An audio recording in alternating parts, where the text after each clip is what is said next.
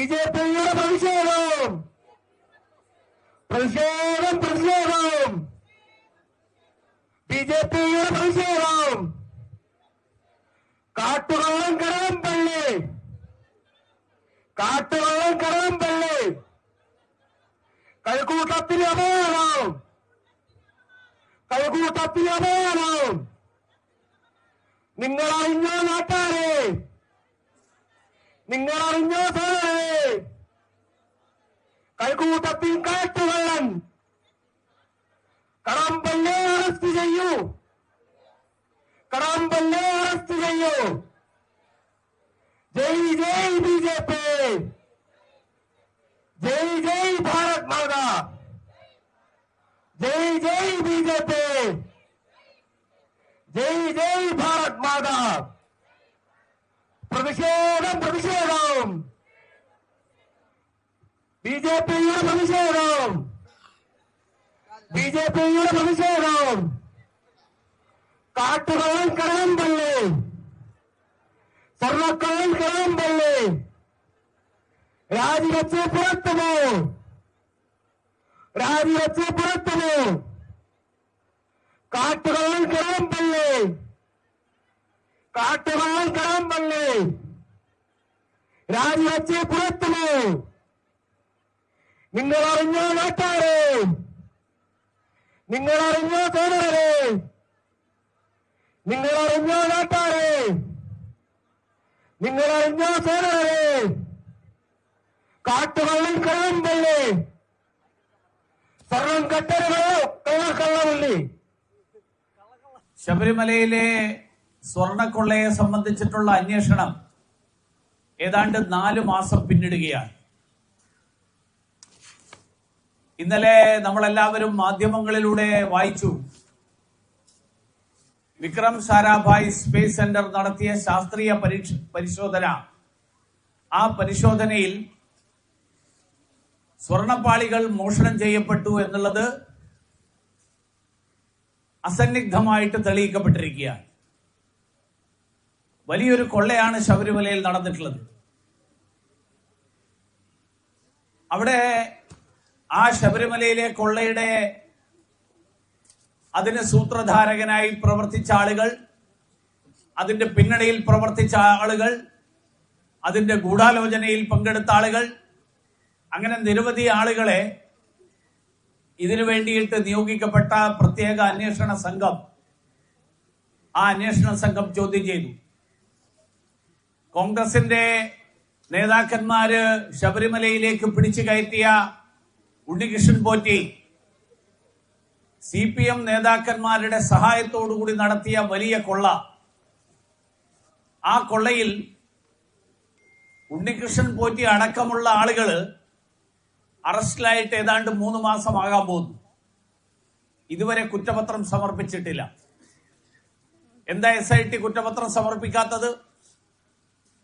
90 ദിവസം കഴിയുമ്പോൾ സ്വാഭാവികമായും ഉണ്ണികൃഷ്ണൻ പോറ്റി അടക്കമുള്ള ആളുകൾക്ക് ജാമ്യം കിട്ടാനുള്ള സാഹചര്യം ഒരുക്കാൻ വേണ്ടിയിട്ടുള്ള ആസൂത്രിതമായിട്ടുള്ള നീക്കത്തിന്റെ ഭാഗമാണോ ഈ മെല്ലെപ്പോക്ക് എന്നുള്ള സംശയമാണ് കേരളത്തിലെ ഭക്തജനങ്ങളായിട്ടുള്ള അയ്യപ്പ വിശ്വാസികളായിട്ടുള്ള ആളുകൾക്കുള്ളത്. മാർക്സിസ്റ്റ് പാർട്ടിയുടെ നേതാക്കന്മാര് 2 പേര് നേരത്തെ തന്നെ ജയിലിലായി. അതിനുശേഷം മറ്റുള്ള പലരും ജയിലിലേക്കുള്ള വഴിയിൽ കുറെ പേരുണ്ട്. ചിലരെയൊക്കെ അറസ്റ്റ് രേഖപ്പെടുത്തി വെച്ചിരിക്കുകയാണ്. ഈ സാഹചര്യമാണുള്ളത്.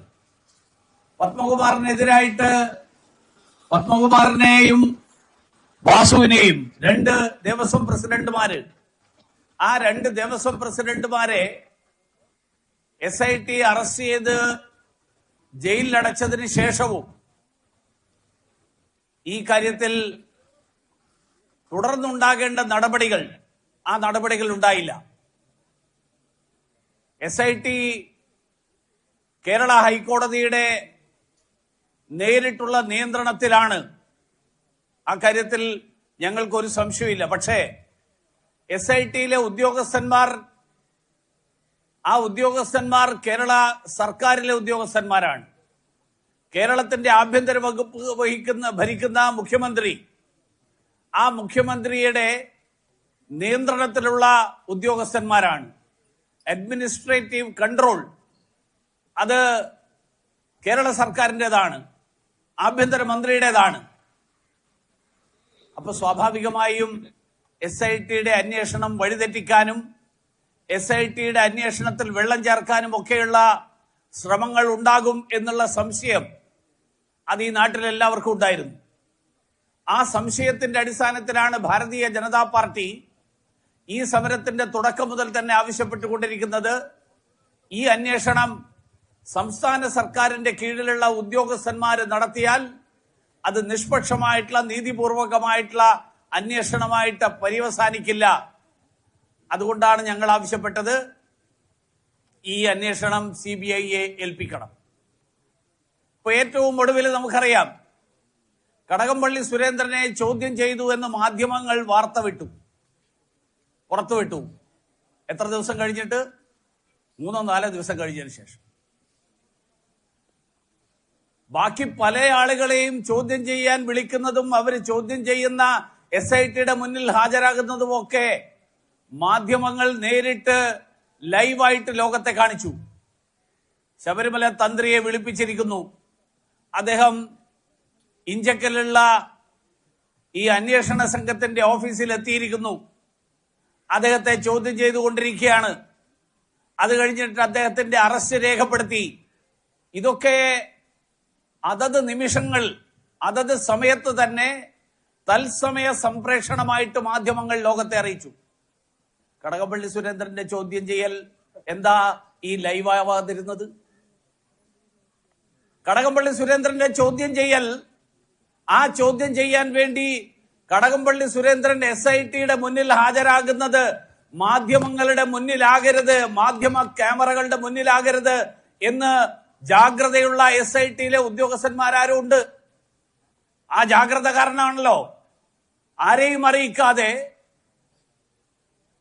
അന്വേഷണ ഉദ്യോഗസ്ഥർ വിളിച്ചു വരുത്തുന്ന ബാക്കി എല്ലാവരും, തന്ത്രി അടക്കമുള്ള ആളുകള്, അവരെ വിളിച്ചു വരുത്തുന്നത് മാധ്യമങ്ങൾക്ക് എല്ലാവർക്കും അറിയാൻ കഴിയുന്നുണ്ടെങ്കിൽ ആ അറിയിപ്പ് മാധ്യമങ്ങൾ കടകംപള്ളി സുരേന്ദ്രനോട് എന്തെങ്കിലും പ്രത്യേക പരിഗണന കാണിച്ചത് കൊണ്ടാണ് എന്ന് ഞാൻ വിശ്വസിക്കുന്നില്ല. പകരം അങ്ങനെ ഒരു മുൻ മന്ത്രിയെ അന്വേഷണത്തിന് വേണ്ടി വിളിച്ചു വരുത്തുന്നു എന്നുള്ള വാർത്ത ഒരു കാരണവശാലും ചോർന്നു പോകരുത് എന്ന് ഉറപ്പുവരുത്താൻ കഴിയുന്ന ആളുകൾ ആ SITയിലുണ്ട്. അതുകൊണ്ടാണല്ലോ സംശയം ബലപ്പെടുന്നത്. കാരണം അന്വേഷണ ഉദ്യോഗസ്ഥന്റെ മുന്നിൽ ഹാജരാകുന്നതടക്കം ജനങ്ങൾ അറിയരുത് എന്ന് നിർബന്ധ ബുദ്ധി ഹാജരാകുന്ന ആൾക്കും വിളിച്ചു വരുത്തുന്ന ആളുകൾക്കും ഉണ്ടാകുമ്പോ ഇത് ഇവർ തമ്മിലുള്ള ഒരു കള്ളനും പോലീസും കളി മാത്രമല്ലേ എന്നുള്ള സംശയമാണ് ഈ നാട്ടിലെ ജനങ്ങൾക്കുണ്ടാകുന്നത്. പത്മകുമാർ ജയിലിലായിട്ട് ഏതാണ്ട് 90 ദിവസമാവാൻ പോകുന്നു. പത്മകുമാറിനെതിരായിട്ട് മാർക്സിസ്റ്റ് പാർട്ടി ഇതുവരെ നടപടിയെടുത്തിട്ടില്ല.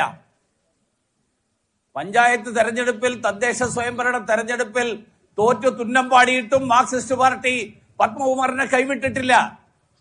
പിണറായി വിജയൻ ഇപ്പോഴും ചേർത്ത് പിടിച്ചിരിക്കുകയാണ്. എന്താ കാരണം?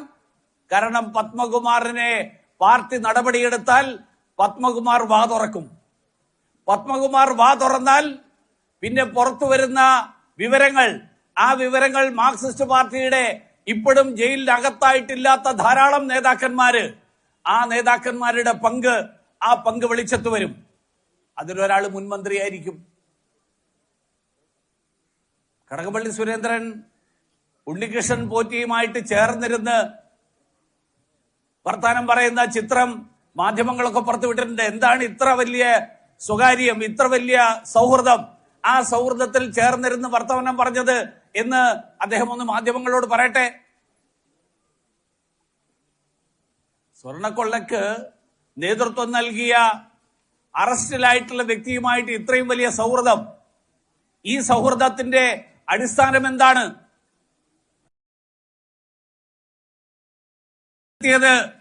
അത് മാധ്യമങ്ങളെയും ലോകത്തെയും അറിയിക്കാതെ അതിന്റെ ചിത്രങ്ങൾ ആർക്കും കിട്ടില്ല എന്ന് ഉറപ്പുവരുത്താൻ ഈ ശ്രമം നടന്നത്.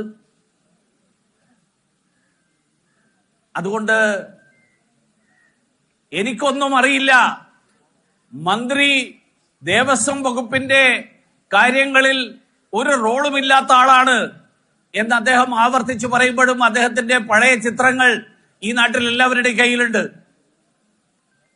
ഈ കഴിഞ്ഞ ദിവസം മകരവിളക്ക് സമയത്ത് നമ്മുടെ ഇപ്പോഴത്തെ മന്ത്രി അവിടെ ശ്രീകോവിലിന്റെ മുന്നിൽ കൈയും കെട്ടി നിൽക്കുന്നതും നമ്മൾ കണ്ടിട്ടുണ്ട്. തൊഴുതു നിൽക്കുന്നതല്ല, പണ്ട് ഇതേപോലെ കൈയും കെട്ടി നിൽക്കുകയായിരുന്നു നമ്മുടെ മുൻ മന്ത്രി.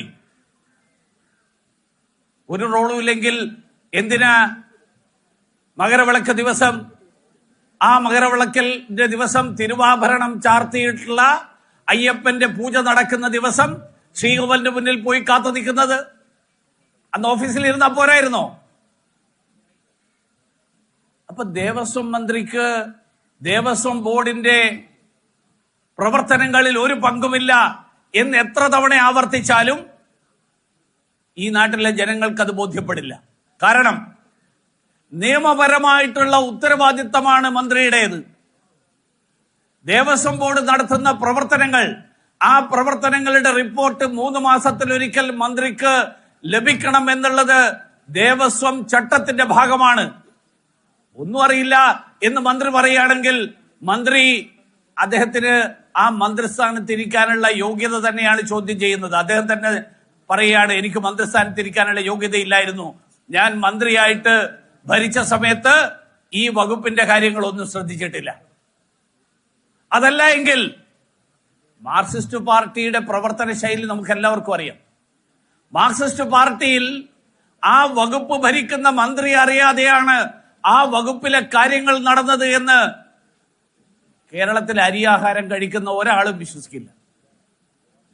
മാർക്സിസ്റ്റ് പാർട്ടിയിൽ പ്രത്യേകിച്ചും, കോൺഗ്രസിലാണെങ്കിൽ ഒരുപക്ഷെ കോൺഗ്രസിന്റെ ഗ്രൂപ്പിന്റെ അടിസ്ഥാനത്തിൽ എതിർ ഗ്രൂപ്പുകാരനാണ് ദേവസ്വം ബോർഡ് പ്രസിഡന്റെങ്കിൽ ഒരുപക്ഷെ അയാൾ അറിഞ്ഞില്ല എന്ന് വരാം. പക്ഷേ മാർക്സിസ്റ്റ് പാർട്ടിയിൽ ഇത് നടക്കില്ല. അപ്പൊ അങ്ങനെ ഒരു സാഹചര്യം, ആ സാഹചര്യത്തിൽ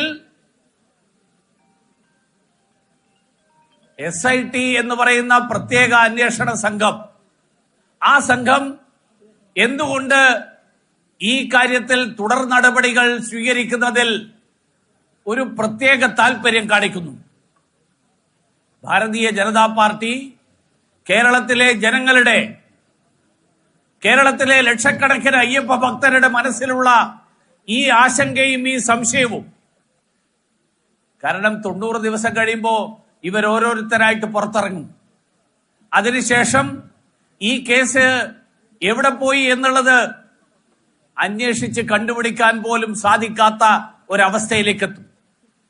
ഈ സാഹചര്യമാണ് ഇന്ന് കോൺഗ്രസിന്റെയും CPM-ന്റെയും നേതാക്കന്മാരുടെ വസതികളിലേക്ക് ഭാരതീയ ജനതാ പാർട്ടിയെ ഈ തരത്തിലുള്ള ഒരു പ്രതിഷേധവുമായിട്ട് രംഗത്ത് വരാൻ നിർബന്ധിതരാക്കിയിട്ടുള്ളത്. കേരളത്തിൽ നടക്കുന്ന ഈ സ്വർണ്ണക്കൊള്ള, ആ സ്വർണ്ണക്കൊള്ളയെക്കുറിച്ച് നിരവധി അന്വേഷണവുമായിട്ട് ബന്ധപ്പെട്ടുള്ള നിരവധി കാര്യങ്ങൾ ഓരോ ദിവസവും പുറത്തു വന്നുകൊണ്ടിരിക്കുകയാണ്. അതിനെ മറച്ചുപിടിക്കാൻ വേണ്ടി മറ്റു പല കാര്യങ്ങളും ഈ സർക്കാർ ചെയ്യുന്നത്, സർക്കാർ ശ്രദ്ധ തിരിക്കാൻ വേണ്ടി നടത്തുന്ന കാര്യങ്ങൾ, ആ കാര്യങ്ങൾ ഈ നാട്ടിലെ ജനങ്ങൾക്ക് എല്ലാവർക്കും അറിയാം. ശ്രദ്ധ തിരിക്കാൻ വേണ്ടിയിട്ടുള്ള പല കാര്യങ്ങളും, ആ കാര്യങ്ങളൊക്കെ ഓരോ ദിവസവും നടന്നുകൊണ്ടിരിക്കുകയാണ്. പുതിയ വിവാദങ്ങൾ സൃഷ്ടിക്കാൻ മാർക്സിസ്റ്റ് പാർട്ടി ശ്രമിക്കുന്നു.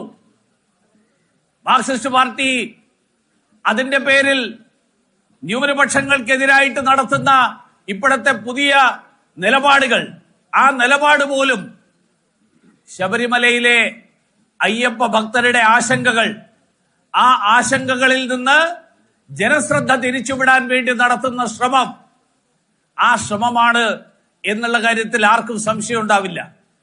അതിനിടയിൽ തന്ത്രിയെ അറസ്റ്റ് ചെയ്തു. തന്ത്രി കുറ്റവാളിയാണെങ്കിൽ തന്ത്രിക്കെതിരായിട്ട് നടപടിയെടുക്കുന്നതിൽ ഭാരതീയ ജനതാ പാർട്ടിക്ക് ഒരു അഭിപ്രായ വ്യത്യാസവും ഇല്ല. കുറ്റവാളികളായിട്ടുള്ള മുഴുവൻ ആളുകൾക്കെതിരായിട്ട് നടപടി ഉണ്ടാകണം. പക്ഷേ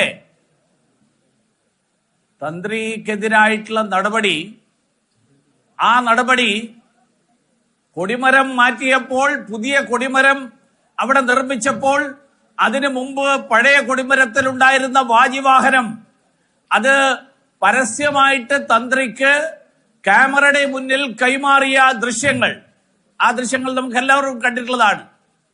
അങ്ങനെ ക്യാമറയുടെ മുന്നിൽ കൈമാറിയ വാജിവാഹനം ശബരിമല തന്ത്രി കൈവശം വെച്ചു എന്നുള്ളതിന്റെ പേരിലാണെങ്കിൽ ആരും അറിയാതെ ശബരിമലയിലെ അയ്യപ്പന്റെ ശ്രീകോവിലിലെ സ്വർണപ്പാളികൾ അത് ആരും അറിയാതെ പമ്പ കടത്തി അത് പഴയ പാളികൾക്ക് പകരം ചെമ്പുപാളികൾ പുനഃസ്ഥാപിക്കുന്ന, അതിന് നേതൃത്വം നൽകുന്ന ഒരു മന്ത്രിക്കെതിരായിട്ട് എന്തുകൊണ്ട് നടപടിയുണ്ടാകുന്നില്ല? ഇത് രണ്ടും തന്ത്രി പരസ്യമായിട്ട് ചെയ്തതിന് നടപടിയെടുക്കാമെങ്കിൽ മന്ത്രിയുടെ അനുവാദത്തോടുകൂടി നടന്ന വലിയൊരു കൊള്ള, ആ കൊള്ളയെക്കുറിച്ച് എന്തുകൊണ്ട് നടപടിയെടുക്കുന്നില്ല? ഞാനൊന്നും അറിഞ്ഞില്ല എന്ന് പറയുന്ന മന്ത്രിയുടെ കാലത്താണ് ശബരിമലയിലെ വലിയ ആചാര ലംഘനം നടന്നത്. സ്ത്രീകളെ കയറ്റി ശബരിമലയെ തകർക്കാൻ വേണ്ടിയിട്ടുള്ള ശ്രമം, ആ ശ്രമം നടന്നത് ആ കാലഘട്ടത്തിലാണ് ഈ വലിയ കൊള്ള നടന്നത്.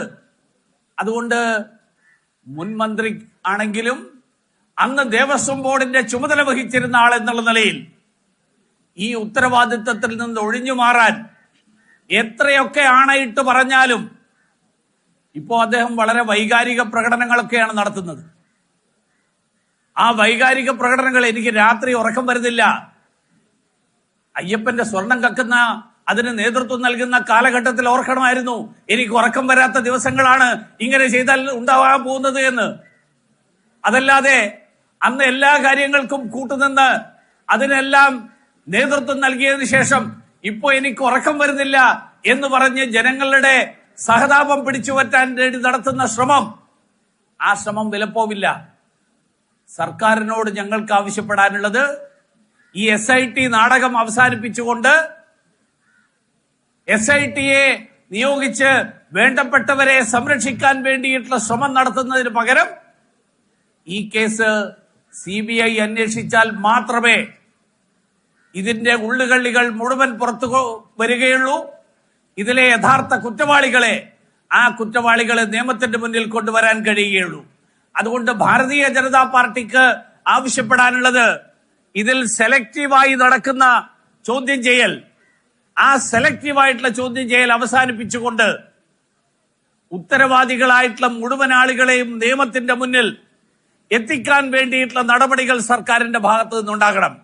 അതിനുവേണ്ടി SITക്ക് രഹസ്യ നിർദ്ദേശങ്ങൾ നൽകുന്നതിന് പകരം CBIയുടെ നേതൃത്വത്തിൽ ഈ അന്വേഷണം കേരളത്തിലെ അയ്യപ്പ ഭക്തന്മാരുടെ ആശങ്കകൾ മുഴുവൻ തന്നെ ദൂരീകരിക്കുന്ന തരത്തിലുള്ള ഒരു അന്വേഷണത്തിന് സർക്കാർ സന്നദ്ധരാകണം.